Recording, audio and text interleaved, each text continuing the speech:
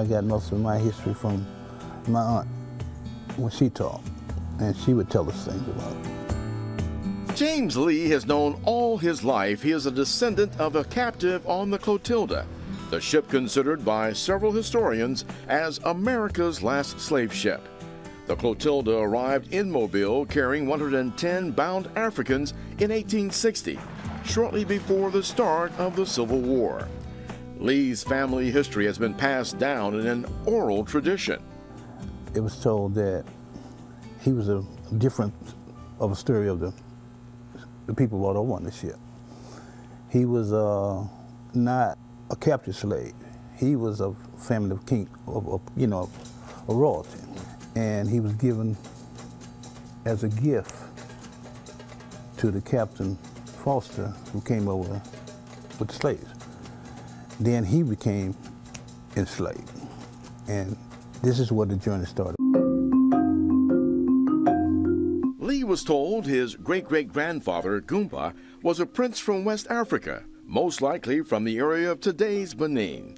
He took the name Peter Lee here in America. After emancipation and the end of the Civil War, many Clotilda captives petitioned officials to return them to Africa. They were refused. So Lee and others built a life, homes, and raised families in Mobile County.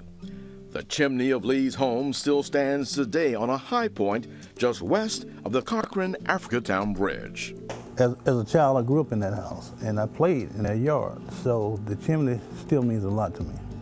It used to belong to my great-great-grandfather. Peter Lee did not live the life of a prince in America. In Africatown, making a living was hard. But Lee and the former Clotilda captives developed a rare and special community, unlike any other in the United States. They preserved some of their native culture and language.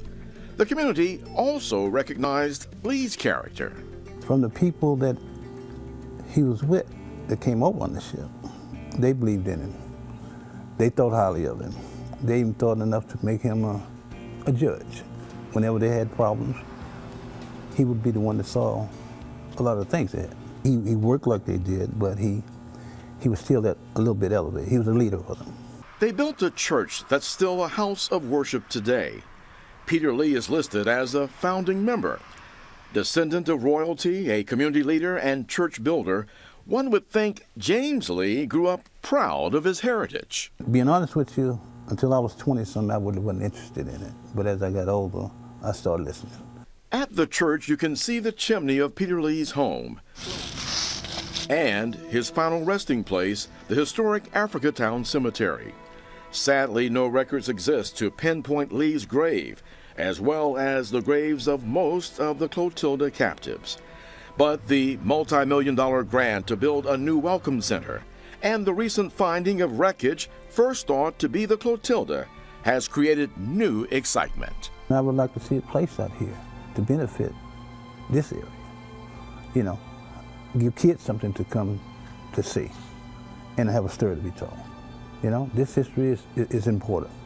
So now that Peter Lee's name is there, the painting is there, and the chimney remains there, then we have something as our family to be proud of. In Mobile's Africatown community, Eric Reynolds, Fox 10 News.